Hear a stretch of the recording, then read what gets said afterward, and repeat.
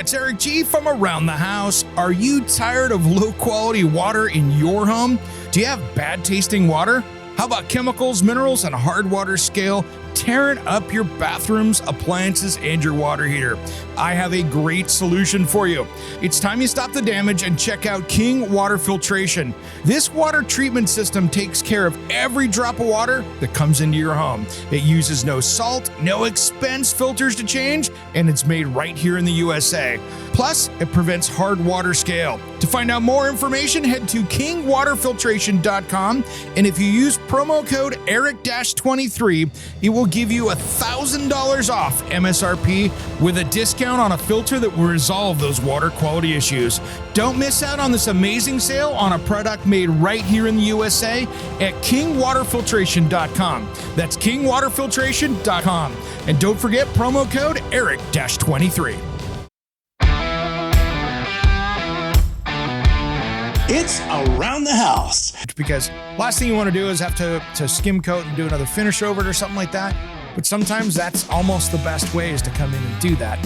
And that's the same thing with wallpaper. You know, one trick that I've learned is that with wallpaper, if you're going to put wallpaper up that you want to take back down again, and wallpaper is hot right now, the secret is to wallpaper is to make sure that you have 2 really good coats of primer underneath that. So that way, when you get up in there and you've got that drywall, basically a barrier between the glue and the drywall, 2 coats of high quality primer, that will really do a lot. And that will make that so it is, it's not going to stick and it'll come off pretty easy, especially if you use the new chemical strippers and stuff that will break down the glue for wallpaper. So when it comes to remodeling and renovating your home, there is a lot to know, but we've got you covered.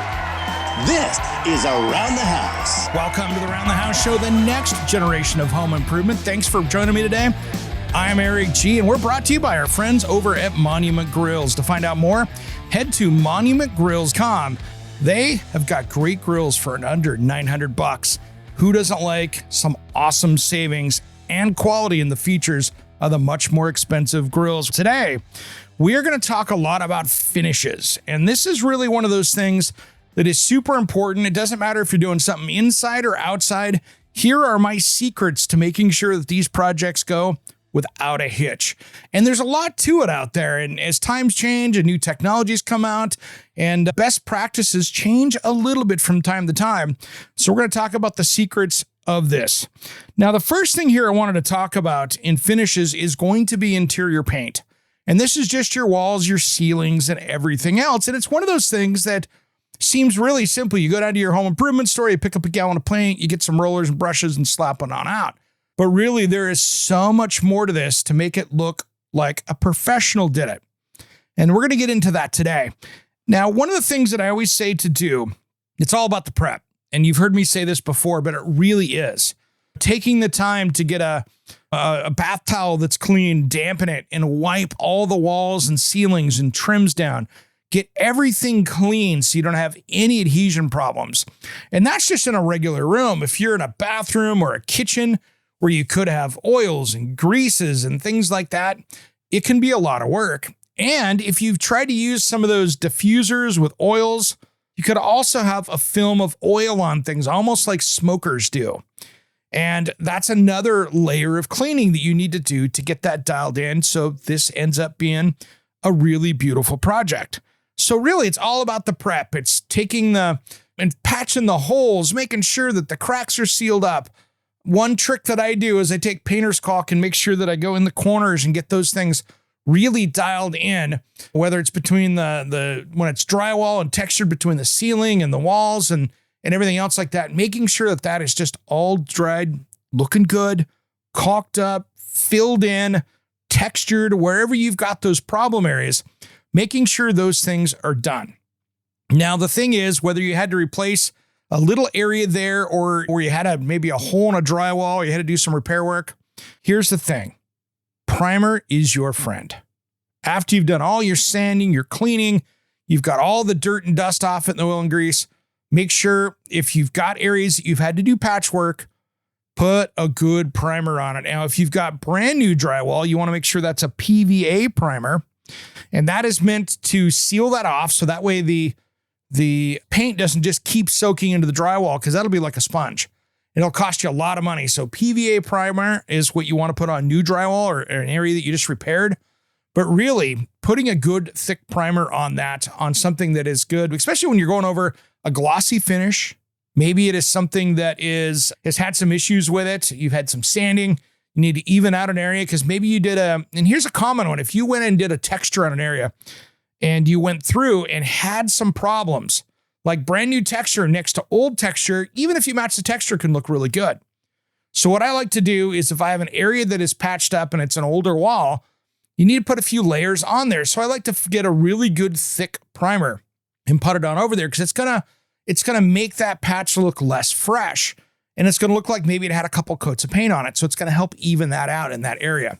So you want to make sure and do that. And if you're going over trouble colors like reds and yellows and even some blues, it's really good to be able to, or a super dark color, you're going light, a good primer is going to be helpful right there. And that's a key. Now, here's the mistake that most people make, including myself, when we're doing painting projects. We are not giving it the right amount of time to dry. Maybe the caulking's not drying, maybe the mud's not drying, maybe the primer's not drying. We tend to push it because we want the project to get done. And so that's why I almost like to have 2 painting projects going on at the same time, because I could bounce back and forth. I'm not staring at it waiting for dry for an hour or 2 or 3 or 4, whatever it takes. So you can be working on 2 rooms at the same time. And that's a good way to jump off that project, keep going on the other one, or just go take a break, grab some lunch, run to the store, do some of the stuff you need to do to give it time. And that's where a lot of these problems happen, where we have, that didn't lay out right. Maybe you put the primer on, but didn't let that cure all the way so the moisture could come out, let that dry, and then put that over the top. So really allowing it to dry will end up giving you a much better finished product. So take your time on that stuff, guys. And then having the right tools is a big one. Don't buy the cheap brushes. It's all about getting a good brush that you can. I've got brushes I've had for 10 years because I take care of them. So buy the good high quality brush and own it. Take care of it. If you get some dried paint on it, which can happen from time to time, especially on big projects, get some of the good brush cleaners. It'll break that down, soak it in that, follow the directions, and you can save that brush. It's not a big deal. They make stuff to clean that up. So really take the time, get the right roller covers, get the right nap of the roller cover. If it's a super rough wall, like some kind of a Spanish troweled on texture, maybe you need something that's going to be a 1/2 inch or even a 3/4 inch thick nap on it. Maybe a 3/8 or 1/4 is great for a smooth wall. So really having the right high grade roller cover, the right brushes, and then just using quality materials will give you a better finish. And it's going to keep more paint on the wall, because if you've got bad rollers, it flings it everywhere. So just get the right rollers for the right finish that you're putting, and it's going to work so much better. Now, another trick too here, and this is a big one, is getting the right paint. Now, I use a company here locally, which is a Pacific Northwest company. I do a lot with Miller here. They're a Northwest company, but if you're anywhere else in the country, that's not going to mean anything to you. But really, they're a great 100-plus-year-old company here in the Pacific Northwest. But I've also used Sherwin-Williams. Sherwin-Williams is a great company. There's a lot of great paint companies out there, and there's a lot of good regional ones as well. So use something that you're happy with. I have no problem with Behr as a brand. They make a pretty solid paint, but I'd rather use the company that I'm familiar with. But pick the brand you're going to use and then buy a decent quality paint. The biggest and most expensive mistake on a painting project is to buy the cheap paint, because you're probably going to need twice as much, and then you'll have to paint it half as quickly again. So get in there. If you see a $40 gallon of paint as their cheap stuff, and then if you get up to their 55 for their mid to upper and 75 or 80, as long as you're in that mid to upper, you're going to get the higher quality pigments. You're going to get something that's going to cover better. It's going to have less earth in it as fillers, and you're just going to have a higher quality product, and it's probably going to cover better. So if you think about it, you can buy the cheap paint, pay more money in the long run because you're going to need to buy twice as much of it because you'll have to put an extra coat or 2 on it. And then it's not going to look as good. So that's really where we got to be careful with that, is getting the right grade of paint that works good. Now, Sherwin-Williams doesn't make bad paint, but I tell you what, if you get up into their good stuff, it'll look better on the bright colors. It'll hold the color better. and it's going to cover so much better. So really think about that. And of course, paint and primer is a great marketing tool. It's good if you've got a couple little spots and you want it to really cover well, but paint and primer never takes the place of primer and paint. And that's the key right there. So really think about that. That's a big one. Make sure you got that dialed in. I want to let you know that there's a lot of ways to find us, and that's either on our website, which is aroundthehouseonline.com. You can also find us on social media. Join our Facebook group, which is Around the House Nation. And you can get us on Instagram, Facebook, TikTok now. We're just about everywhere out there. And of course, if you listen on the radio, we appreciate you. And if you miss part of the show out on the radio network, don't worry. You can always catch us on the podcast on any podcast player. Now, when we come back, we're going to talk about secrets of the outside. We're talking exteriors. Don't change that dial. Around the House. Be right back after these important messages. Don't go anywhere. From August 20th to 27th, it's time to fire up the grill and celebrate Monument Grill's annual Big Week. Monument Grill's Day is here, a week-long celebration of joy and outdoor cooking, perfect for backyard barbecues, community events, or just exploring the latest Monument Grill's product at your nearest store. Monument Grill's knows the best moments are shared with loved ones, even your furry friends. This year, they're inviting you to join in the fun. Capture your grill adventures and share them on social media using hashtag Monument Grill's Day to snag your one-of-a-kind avatar. It's all about celebrating those unforgettable moments and spreading the grilling love. And here's the big news. Monument Grills is kicking off their biggest giveaway campaign of the year. You could win top-tier prizes like the Denali 605 Pro 6-burner Bluetooth gas grill, the Powerhouse Mesa 415BZ 4-burner grill, or the Stylus Mesa 200G, with prizes totaling over $1,500. This is one giveaway you don't want to miss. Visit monumentgrills.com and head to the Monument Grills Day event page to learn how to join the festivities and grab your chance at these incredible prizes. Happy grilling. Are you a small business owner? Has business slowed down? How is your website? Does it look like it's seen better days and those are behind it? It's time you fix it with SciPipe Designs. My friend Johnny that you've heard on this show each week, yeah, that's him playing in the background, is my go-to web designer that understands how to get your website and web traffic where it needs to be, and that's making you money. If you want personalized service at a much lower price than those big companies out there, check him out at sitehypedesigns.com. If you want a rockstar website to turn your business around, you gotta hire the rockstar. Just wait till you see my website coming soon. It's absolutely amazing. Contact Johnny at sitehypedesigns.com before it costs you even more money. Let's get that business turned around.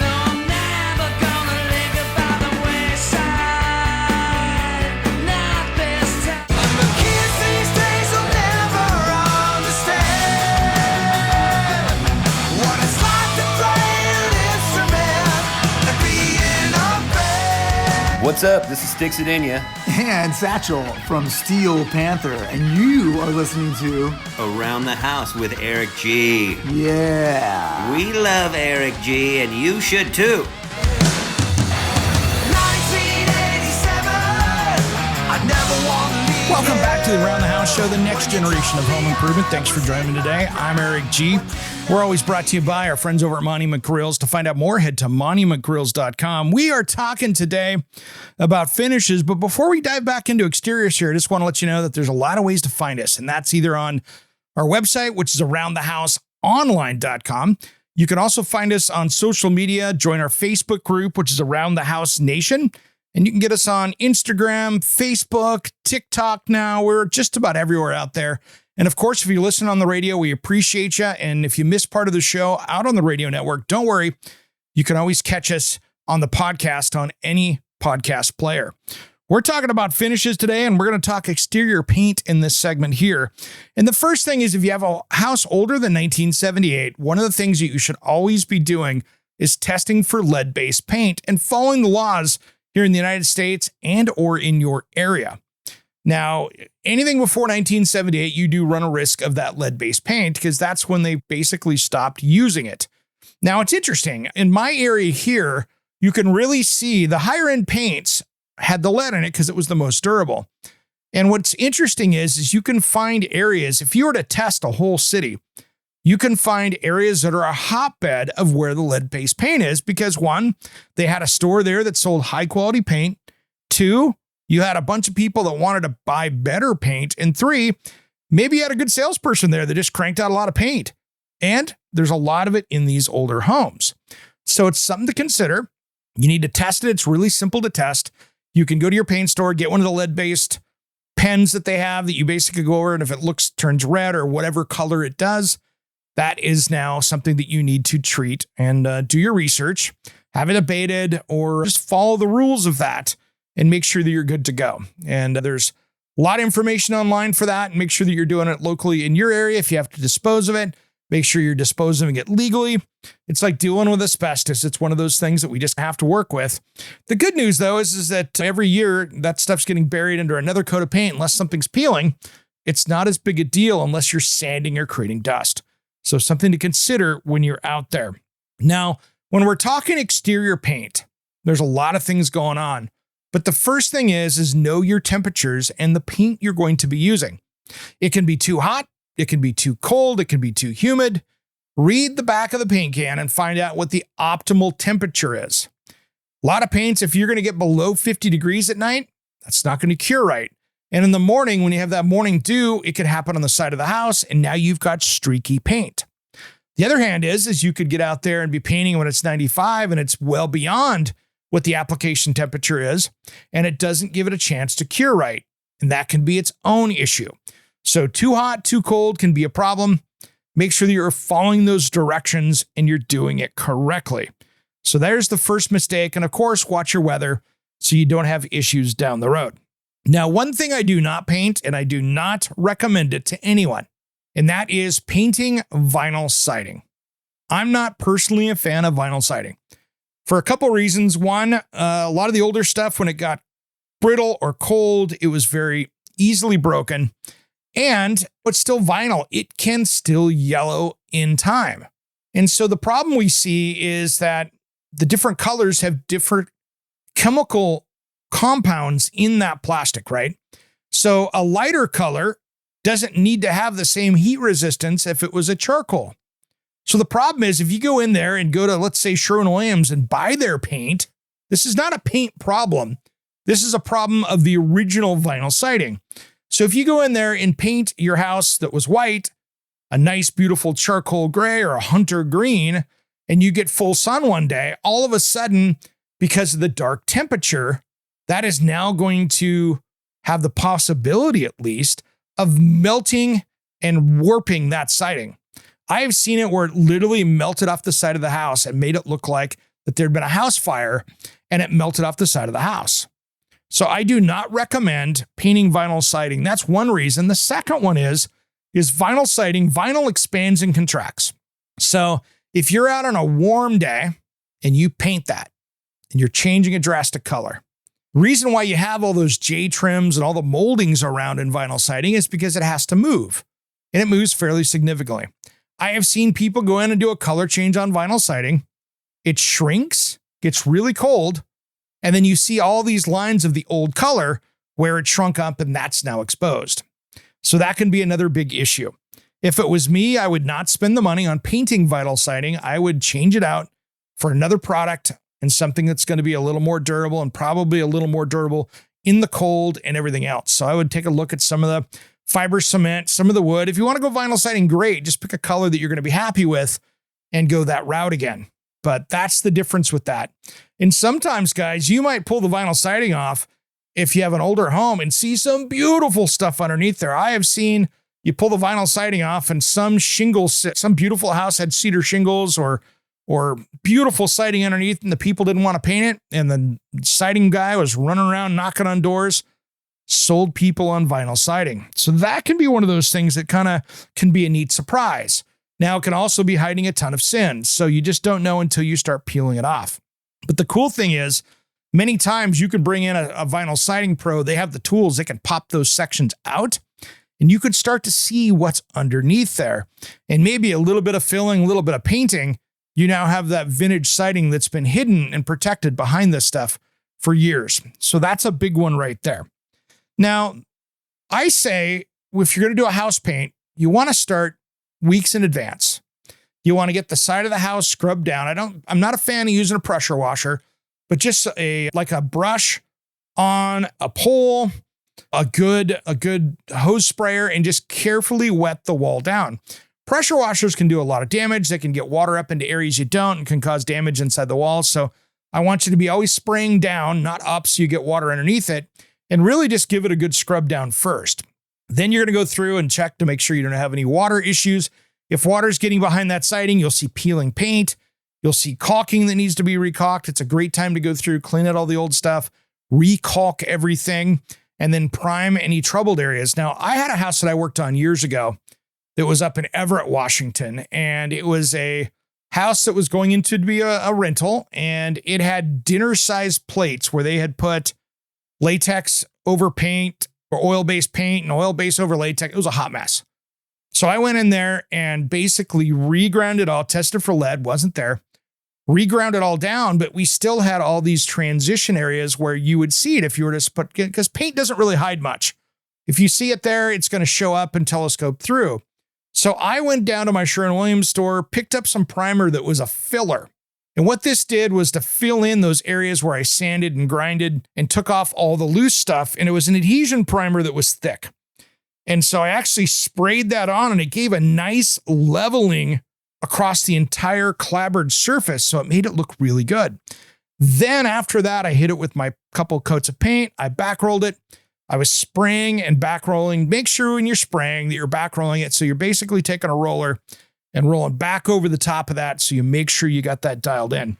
And that's going to really give you the best look. And that back rolling really pushes that in and makes that grip. Now, when we come back, we're going to be talking inside again with cabinetry and trim, some of my secrets there. We'll do that just as soon as Around the House returns. Don't go anywhere.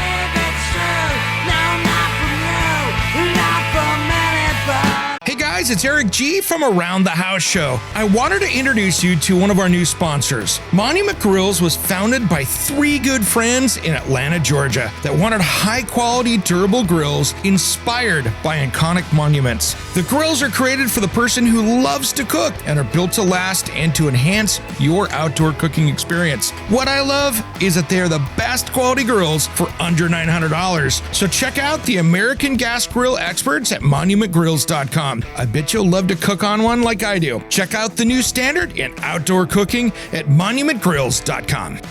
Hey guys, it's Eric G, and I have a special offer for you. Do you want to get the podcast a couple days early? How about extended content that isn't in the typical podcast? Maybe you want to check out all the back episodes of the show. And I got a special deal for the first 10 days are free.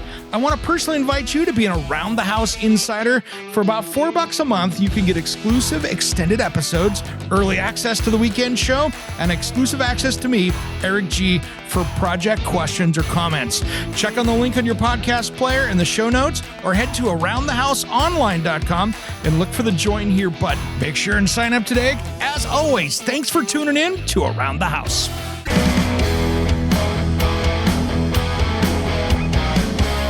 Hey, this is Ron Keel, the Metal Cowboy from Keel, the Ron Keel Band and Steeler.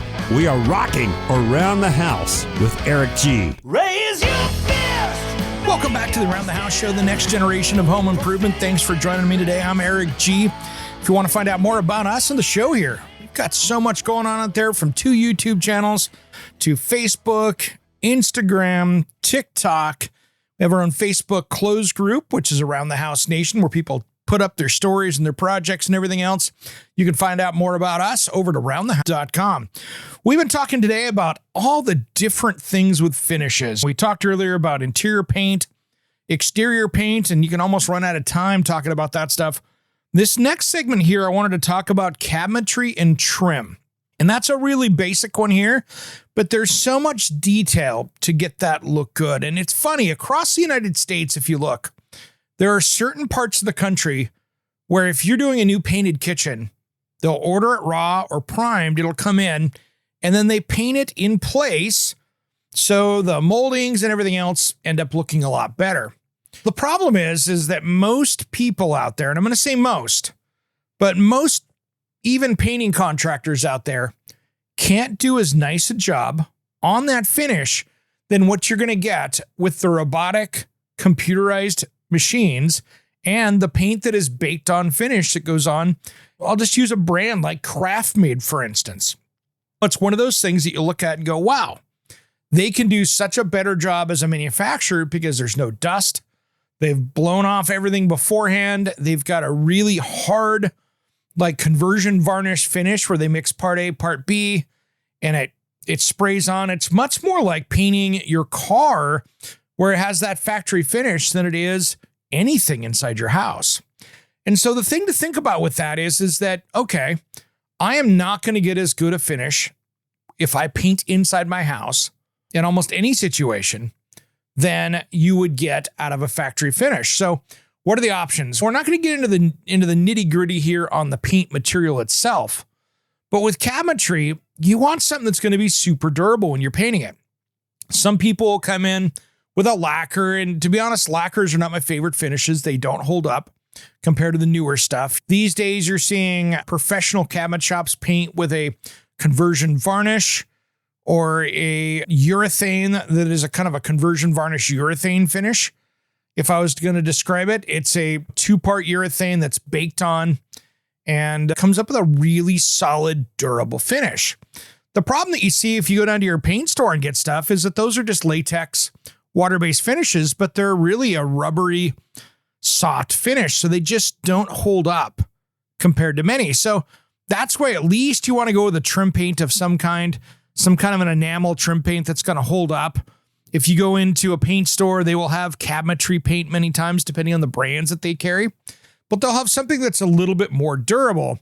And that's really what you want, because cabinetry, whether it's in the bathroom, you've got chemicals, you've got oils, you've got cleaning stuff, all the different things that show up.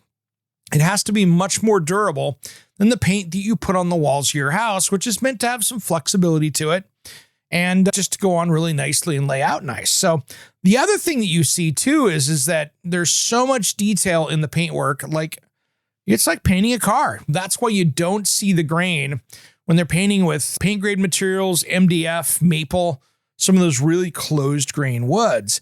And that's really where the difference is when it comes down to that. Now, if you walk into a brand new house or a nicely remodeled brand new house, that's really where things start to show the difference. And that's many times is that the moldings in the house were sprayed.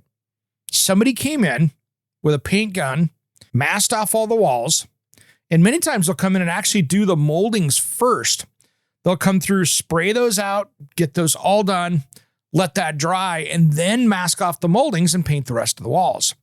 So you're seeing it done. I've seen it done both ways. I like that way better, where it's painted first and then the rest of it. But really, it's up to you and how your painting process is going to be. And then you have to have the painter that's going to be the painting gun to be able to do that. So like a lot of the Graco style automatic painters, basically your airless painters, are really good. You'll see people do HVLP, which is high volume, low pressure. There's a lot of different ways to paint. But really, your typical plug in, go to the paint store, either buy or rent a sprayer is the way most people do these moldings these days. They'll go through, get them all sanded, get everything filled, get them caulk between the molding and the wall surfaces. You won't see anything like you won't see carpets in yet. A lot of that stuff will be done, ready to go. And then they'll come through and spray all the trim work, all that millwork. Doors will be set up. They've got special hangers now that you can do to stack the doors up that'll hold them upright, much more like a commercial painting place. Some people will order the doors pre-painted. I've seen that happen too, but really it's just coming down to however the builder or the remodeler is going to be handling it. And if it's you, this is where the paint prep again starts out. If you're repainting doors, you have to be really careful. Before you take the doors down to repaint when you're doing a remodel, I want to see how close the reveals are on everything. Sometimes if you put 2 coats of paint on something, that door is not going to close correctly after that. So in that case, you might have to go around and either sand down or machine down the door slightly so you can do that. And so those are a lot of the little details that you have to do. And then you got to take all the hinges off and the hardware, keep that. I like to put that into either boxes or bags and put the bags near the rooms so where the hardware is so you don't lose it and get it mixed up. That can be a big issue. And those are some of my little tricks and tips to do that.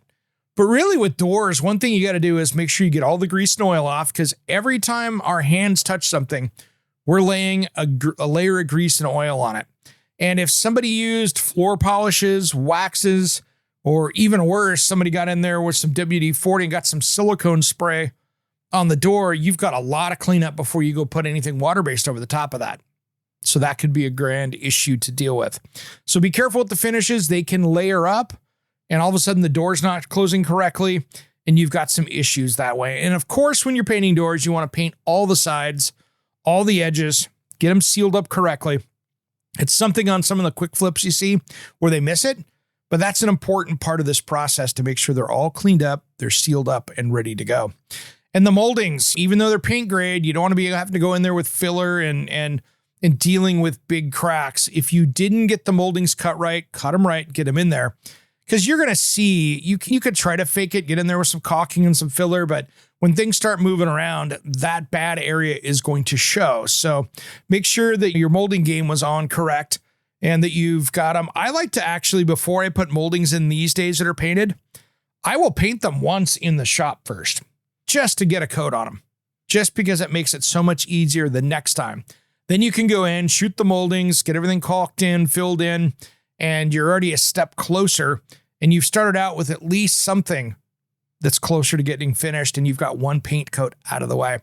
And it's easier to paint them all at once when they're sitting there and you get at least a base coat on that.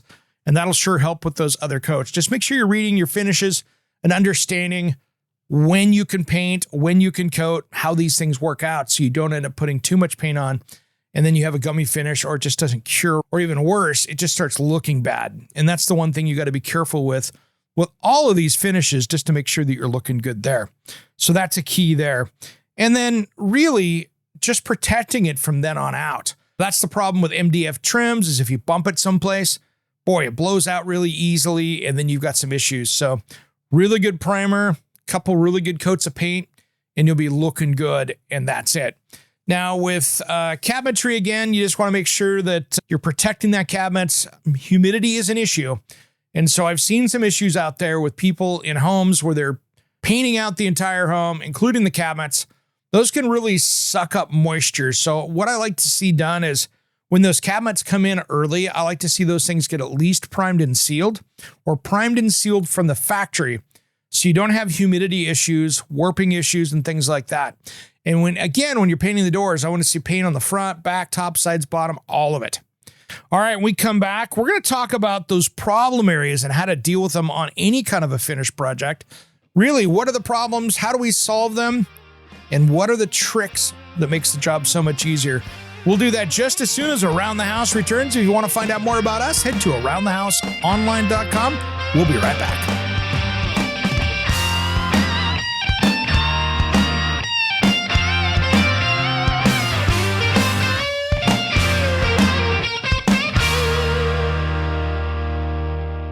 Guys, it's Eric G from Around the House Show. I wanted to introduce you to one of our new sponsors. Monument Grills was founded by three good friends in Atlanta, Georgia, that wanted high-quality, durable grills inspired by iconic monuments. The grills are created for the person who loves to cook and are built to last and to enhance your outdoor cooking experience. What I love is that they are the best quality grills for under $900. So check out the American Gas Grill experts at monumentgrills.com. I bet you'll love to cook on one like I do. Check out the new standard in outdoor cooking at monumentgrills.com. Hey guys, it's Eric G from Around the House Show. We'd really appreciate your help with some awesome 5-star reviews on Apple, Spotify, or wherever you tune into your podcast. Big thanks everyone, and a shout out to our dedicated listeners of Around the House. All right.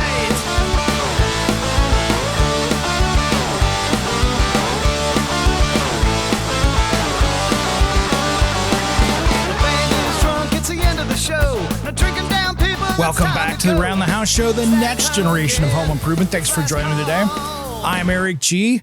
And I tell you what, I love how we keep expanding the radio show out there. We keep growing into new markets out there. And if you're hearing us on the radio for the first time, thanks for tuning into Around the House Show. This show has been going for 36 years on the radio out there, and I am the fourth host. I've been doing this coming up on another decade here as my 10-year anniversary is creeping up. We'll talk about that later. And of course, the podcast is across the world internationally on every podcast player that I'm aware of out there. So thanks for tuning us in and making the show so successful. We have so many of you out there that tune into the show every week. I really appreciate every single one of you.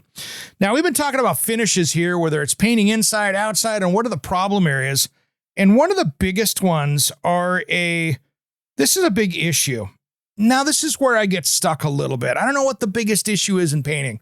I'm going to say one of the most common ones is going into a house that had just absolute nasty smokers in it, where you have walls that were white. Maybe they were that 1980s Navajo white color, and now they're golden brown because you've had people smoking in the house for 20 or 30 years. Now, if you want to smoke, that's your deal. But if you're coming in and having to deal with this after the fact, I tell you what, it's almost easier to deal with a house fire in that damage is done and it's so hard to clean up. Outside of just painting in there and the cleaning, you've got flooring that's ruined. You have an HVAC system that might not be salvageable. There's a lot going on there. But when it comes to dealing with that, the first thing I do is come in and basically wipe the walls down. So I would get in there with Dawn soap and some rags and just go through and try to get it as clean as I can. See if that'll get in there. Then the next thing is I just keep going over the walls and tarp it off, get up there, scrub it down. TSB works as well. Now, there's other things you can do. You can get into some of the commercial cleaning places, and there's a lot of stuff out there that works. I'm not going to endorse any one of them out there, but there are stuff that the fire department, the fire cleanup people use. There's stuff that you see people use in casinos for cleaning that stuff out. There are chemicals out there. You just got to be very careful, and some places you might not be able to get them, but there are chemicals out there that can make this job a little bit easier. So do your research, figure it out, and be safe with that. The next thing I want to do is I want to come in after I've got it all cleaned up, dried out, humidity is back down in the house. I'm going to go in and I'm going to seal everything with a really good primer. Now, sometimes in this situation, if you can get one of the primers that have the alcohol based versus the latex based, sometimes those will work a little bit better because you never get all of the stuff off the wall. So you want to seal that in so you don't get the smell out from that anymore. And then you're going to go through and do your regular paint prep through everything else. But I would first, if it's just, you got it cleaned up, you got it as clean as you can get that primer on that first so you can at least get that smell sealed in. And then I would do 2 or 3 coats of good paint, maybe even a second coat of primer if it looks like something's bleeding through. I've seen that happen, and that works out really well. That can be a tough one. And then, man, I tell you what, you will struggle to get that smell out. It can be done. I've done it. But having a company come in, cleaning out the ducts, having the HVAC person come in and clean out the heating and cooling unit, anything that's moving air, that can be pretty rough. Sometimes it's only in a bathroom or a bedroom. That might not be so bad, but boy, I tell you what, I've seen some where you just have to get in there and get it cleaned up, and it can be a rough one. So be careful with that. Another one we talked a little bit about, but peeling paint is always a story. Peeling on an interior wall that is got a texture on it can be tough because when you sand, you're going to hurt that. You're going to ruin that texture. That can be an issue. And a lot of times what happened is you have an older house that maybe had an oil based and somebody put latex on or a combination of latex and oil, and you have adhesion problems. So what I want to do is get in there and get any of the loose paint off of that. Get it dialed back. See what you can do to get it out of there. Once you've got that peeled back, and of course, follow your lead paint rules if there is some, because this is where that would get dangerous. But get that cleaned up, and then what you can do is hit it with a adhesion primer over the top of that to make sure that your new paint is going to stick over all the top of it. Even if you put a primer on it, if it's still a failed finish, you're still going to fight that. So make sure you get anything loose or anything that's scraping off super easy, just clean it up, get it out of there. If you have to come back and retexture over the top of it, fine, do it. Just make sure if you're going to do that, get it all sanded down, ready to go, prime it, then texture it, then prime it again, and you should be good to go. So that's the new thing with that, is to see, hey, what can we do with that? And try to get that saved, because last thing you want to do is have to skim coat and do another finish over it or something like that. but sometimes that's almost the best way is to come in and do that. And that's the same thing with wallpaper. One trick that I've learned is that with wallpaper, if you're going to put wallpaper up that you want to take back down again, and wallpaper is hot right now, the secret is to wallpaper is to make sure that you have 2 really good coats of primer underneath that. So that way, when you get up in there and you've got that drywall, basically a barrier between the glue and the drywall, 2 coats of high quality primer, that will really do a lot. And that will make that so it's not going to stick and it'll come off pretty easy, especially if you use the new chemical strippers and stuff that will break down the glue for wallpaper. So make sure you got a couple coats of primer on before you wallpaper. And make sure you also have that, if you got an eggshell texture or something on the wall or orange peel, make sure that you've either put in that first layer of the backer for that so you can hide that texture, or the easiest way for me is I like to go through and just sand and skim coat and flatten that wall out so you can do wallpaper. Wallpaper's hot. It's a really good thing to do out there. But here's one lesson I've learned in the finish department of wallpaper. If you're ordering it from Amazon, don't waste your time. The stuff that I've found on there that is vinyl, the only great use of that is maybe if you're in an apartment and you want to peel it back off again and without doing damage, good luck. Hopefully you won't. But I tell you what, that is the junkiest of all junk. It stretches. You can't move it without stretching it. It falls apart. It comes off the wall. It is no different than your grandmother's shelf paper that she put on the inside of the cabinets when she moved houses. It is shelf paper. That's all it is. And you want to have something good and quality. And it is almost impossible to get those things. I did a segment with that, with some stuff I ordered, and I was like, I'm going to fight this. Yeah, it was junk. I got done with the segment. I ripped it down, sent it back to Amazon because there was no way you were going to hang that and make it look good. It was cut crooked. The edges were stretched. You couldn't even really hold it a good texture on, good tension on it to lay it out because it was a peel and stick. It's just not worth it, guys. Go spend the right money. Head down to your paint or decor store. There's online places as well, but really, if you've got a good design center you can pop in, order a sample, put it up on the wall, make sure it's looking good, get it dialed in, and you're going to be much happier with that. And you'll have something that's good. Make sure that you're using the right glues when you put it up, and you'll be fine. But making sure, one other trick too is for you rookies out there that I have done is I have color matched the area behind it. So if you have a light blue wallpaper you're putting on the wall and the background's light blue, tell you what, if you put a light blue paint on the wall, let that dry for a day or two, and that you color match to that, it just seems to go up there really easily. And with some of the thinner wallpapers, I think it actually enhances the look of it. But it's just good. It's a little cheat code that works if you're a brand new DIYer, and you can get away with a little bit more there, having that behind it. If you just take the time, wallpaper is tough, but if you can do it yourself, it's a good way to do it. And really, the professionals don't charge you that much these days to get in there. And if you spend so much on wallpaper, you'll spend so much for installation. But the good guys come in there, those craftspeople, when they come in there laying wallpaper, I tell you what, those guys can get it down, whether you're putting it on the walls, the ceiling. I was at a house earlier this week where it was on the ceiling that was absolutely gorgeous in the dining room. It looked really good. It was in between the exposed beams, and it looked like $1 million. So that's another great place that you can put stuff. So think outside the box a bit, behind some shelves, on the ceiling. Think about what you want for durability, because, bathrooms, you need to have something that's a little bit more vinyl, so it'll take the moisture. Whether you're putting in other stuff, just think about the durability. Kids' rooms might be a little tough if you have little kids, but there's a lot of things you can do with that to make it look really good. And wallpaper these days, if you do the prep, it will come off, and it's not that big a deal. It's not like trying to take that 1920 stuff down that was laid right over the top of the plaster, and good luck getting that off without doing wall damage. Sometimes it's just easier to tear it out, rip it down, put up new drywall, and start over again. All right, everybody, if you want to find out more about us, head over to aroundthehouseonline.com. Thanks for tuning in to Around the House this weekend. I really appreciate it. If you're listening on the radio, make sure you follow us on your favorite podcast player, because we do have our midweek special that comes out in the middle of the week where we fill in the spots between Saturday and the following Saturday. We'll see you next time. Thanks for tuning in to Around the House. Have a great rest of your weekend. Take my hand, I know